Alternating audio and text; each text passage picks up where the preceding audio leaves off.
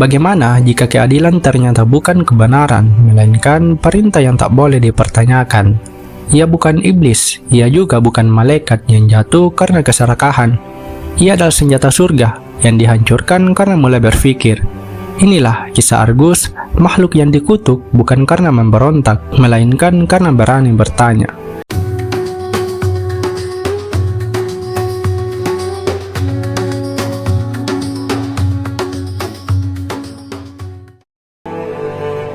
Argus berasal dari cahaya surga.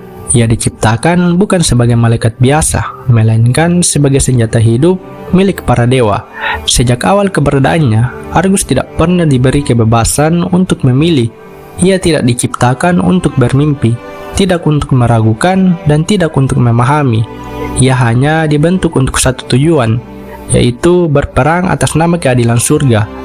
Di puncak surga, Argus dikenal sebagai malaikat perang yang paling taat dan paling ditakuti. Setiap langkahnya adalah perintah, setiap ayunan pedangnya adalah kehendak surga.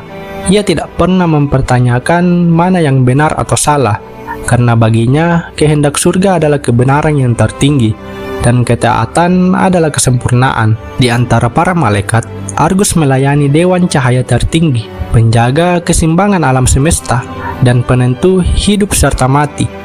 Namun di atas mereka semua, berdiri satu sosok yang paling berkuasa dan paling ditakuti, yaitu Serapim tertinggi, penjaga hukum mutlak surga. Dialah yang menentukan apa itu keadilan dan siapa yang pantas menerima hukuman. Bagi Serapim, malaikat tidak diciptakan untuk berpikir. Pertanyaan dianggap sebagai kelemahan, keraguan dianggap sebagai dosa, dan Argus adalah pedangnya. Setiap perang, setiap eksekusi, dan setiap kehancuran di berbagai dunia terjadi atas nama Serapim melalui tangan Argus. Saat surga mulai ikut campur di Land of Dawn, Argus tidak dikirim sendirian. Ia diturunkan bersama Rafaela, malaikat penyembuh yang penuh kasih. Rafaela membawa harapan, menyembuhkan luka, dan menguatkan hati manusia yang hancur akibat perang. Sementara itu, Argus berada di sisi yang berbeda, menghukum, membinasakan, dan mengeksekusi siapapun yang dianggap berdosa. Mereka adalah dua sisi keadilan surga, belas kasih dan hukuman, pengampunan dan kehancuran. Namun justru di dunia manusialah keyakinan Argus mulai goyah untuk pertama kalinya. Di medan perang Land of Dawn, Argus melihat penderitaan yang tidak pernah ia dengar di surga.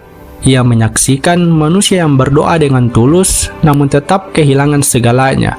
Ia melihat anak-anak menangis di antara reruntuhan kota yang dihancurkan atas nama keadilan. Ia melihat hukuman dijatuhkan tanpa kesempatan untuk memperbaiki kesalahan. Untuk pertama kalinya sejak diciptakan, Argus merasakan sesuatu yang asing dan berbahaya, yaitu keraguan. Dan bagi surga, keraguan bukanlah tanda kebijaksanaan, melainkan dosa yang tidak bisa dimaafkan. Argus mulai bertanya, bukan untuk memberontak, bukan untuk melawan, tetapi untuk mencoba memahami. Ia bertanya, mengapa keadilan selalu datang dari atas, sementara penderitaan harus ditanggung oleh mereka yang berada di bawah. Ia bertanya, mengapa surga menentukan nasib dunia tanpa pernah menginjak tanah yang dipenuhi darah dan air mata. Pertanyaan-pertanyaan itu akhirnya sampai ke hadapan Dewan Cahaya. Rafaela mencoba membelanya, namun agar Argus diberi kesempatan untuk menjelaskan. Namun bagi Serapim tertinggi, malaikat yang mulai berpikir adalah ancaman yang lebih berbahaya daripada iblis manapun. Keputusan pun diambil, tanpa pengadilan, tanpa belas kasihan. Serapim sendiri menjatuhkan kutukan itu. Di hadapan seluruh surga, cahaya Argus direnggut, sayapnya dicabik tanpa ampun. Pedang sucinya dihancurkan, lalu ditempa ulang dengan sihir kutukan hingga terikat langsung dengan jiwanya. Serapim menjatuhkan hukuman abadi, hidup tanpa akhir, penderitaan tanpa kematian. Setiap kali Argus mati, ia akan bangkit kembali, bukan untuk hidup dengan damai, melainkan untuk bertarung lagi. Kutukan itu dibuat agar Argus tidak pernah menemukan ketenangan, agar ia menyesali setiap pertanyaan yang pernah ia ajukan. Surga yakin bahwa penderitaan abadi akan menghancurkan kehendaknya, namun mereka salah.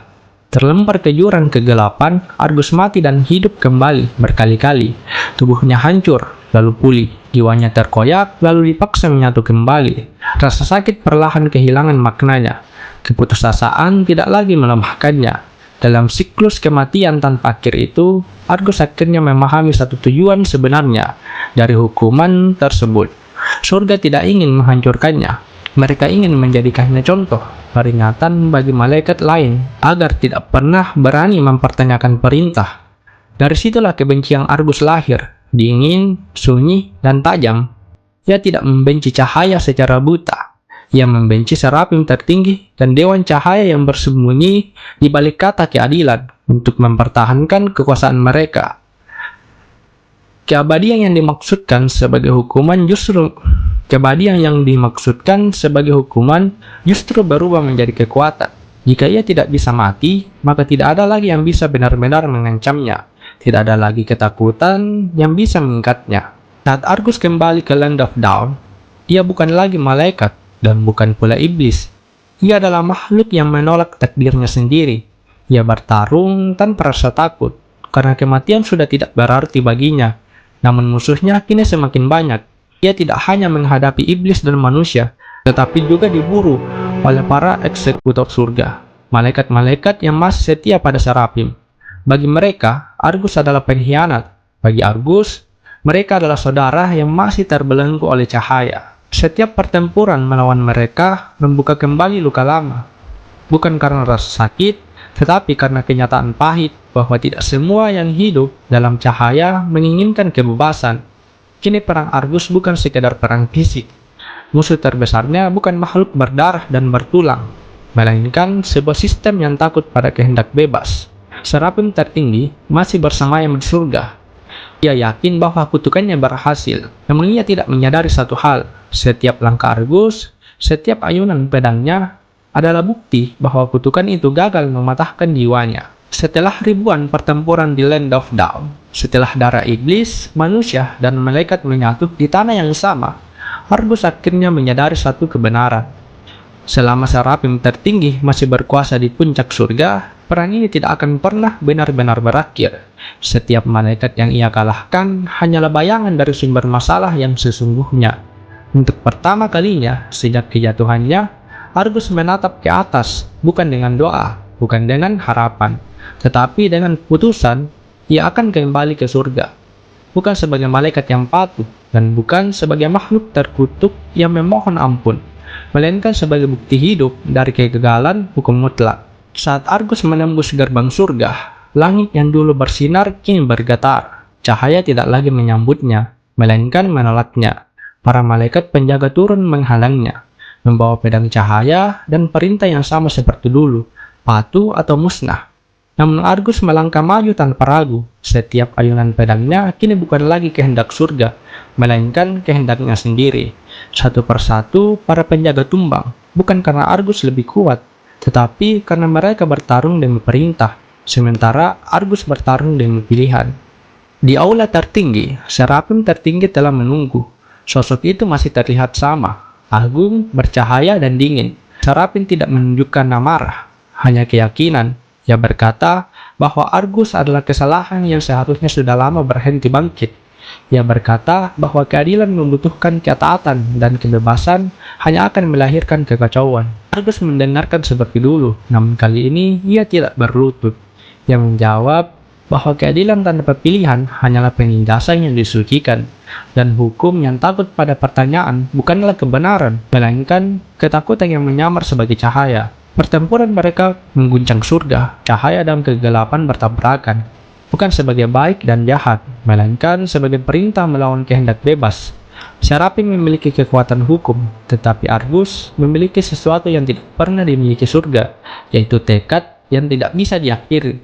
Setiap kali tubuh Argus dihancurkan, ia bangkit kembali. Setiap kali Serapim menjatuhkan hukuman, hukuman itu kehilangan maknanya. Pada akhirnya, Serapim menyadari kenyataan pahit. Argus tidak bisa dikalahkan, bukan karena keabadiannya, tetapi karena ia telah melepas rasa takut akan kekalahan. Argus tidak membunuh Serapim. Ia memilih sesuatu yang jauh lebih menyakitkan. Argus memutus hubungan Serapim dengan hukum mutlak yang selama ini memberinya kekuasaan. Cahaya Serapim meredup, bukan menjadi gelap, melainkan menjadi kosong. Ia tidak lagi menjadi penguasa, hanya menjadi saksi. Dewan cahaya runtuh, bukan karena kehancuran, tetapi karena kebenaran akhirnya terlihat, bahwa surga pun bisa salah. Namun kemenangan itu tidak membawa kedamaian bagi Argus. Kutukannya tidak terangkat, keabadiannya tetap melekat. Ia menyadari bahwa dirinya memang tidak ditakdirkan untuk kembali menjadi malaikat. Maka Argus meninggalkan surga sekali lagi. Kali ini bukan sebagai yang terusir, melainkan sebagai sosok yang memilih pergi. Rafaela menatapnya dari kejauhan, dengan harapan yang tidak pernah padam. Argus hanya tersenyum tipis. Dia tidak menolak keselamatan, ia hanya memilih jalannya sendiri. Kini Argus berjalan di antara dunia, bukan sebagai malaikat dan bukan sebagai iblis. Ia menjadi pelindung bagi mereka yang tertindas oleh hukum yang membutakan, dan simbol bagi mereka yang dihukum karena berani bertanya. Dia tidak membangun surga baru, dan tidak menghancurkan yang lama. Dia hanya memastikan satu hal, tidak ada lagi keadilan yang berdiri tanpa pilihan. Dan selama masih ada hukuman yang melarang pertanyaan, dan selama masih ada cahaya yang menolak kebebasan, nama Argus akan terus bergema. Karena bagi Argus, musuh terbesarnya bukanlah kematian, bukan pula kegelapan, melainkan kekuasaan yang takut pada kehendak bebas. Tidak semua yang jatuh adalah jahat, dan tidak semua yang bercahaya adalah benar.